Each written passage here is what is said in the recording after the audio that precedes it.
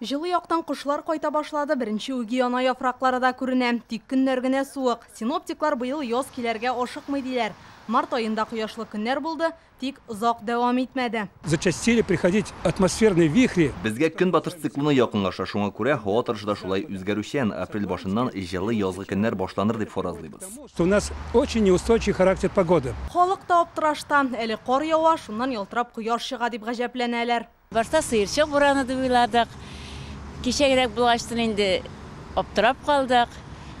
Кышның да китәсе килмей, бирешмей, яздаган үзенекен әйтә.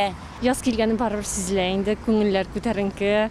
Яшьләр инде, яшьләрдән сизелә инде ул бигрәк тә. Кичәге көндә салкынрак иде, әмма бүген һавада яз көне ощущается дип әйтим инде. Халык яз килүенә күпме генә сөенсә дә, бакча эшләрен башларга әлегә иртәрәк. Моның төп сәбәбе калын кар катламы һәм язның соңарып килүе диләр. Үзегез күргәнегезчә, бакчаларда әлегә бернинди хәрәкәт тә юк. Кешеләрнең күпчелеге үсентеләр үстерү белән мәшгуль. Посадки, скорее всего, начнутся. Бакчага әйберләр утырту быел соңрак башланыр дип уйлыйм. Элегрәк үсентеләрне апрельдә чыгарсак, быел май аеннан да иртәрәк булмас. Посадки все-таки за снега начнутся намного позже. Узган ел кар 12 апрель көннәренә эреп беткән булган, ә быел бераз соңгарак кала. Шуңа күрә бакчасы булган халык борчуда. Хәзер бакчага кирип булмый әле бу вакытта, чөнки кар күп булды быел.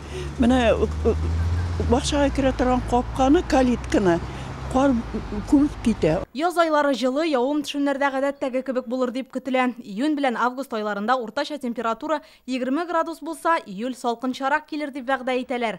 Тик бу фаразлар тулысынча акланмаска да мөмкин ди синоптиклар. Инзилә Хөсәенова, Владимир Гурьянов, Яңа гасыр каналы.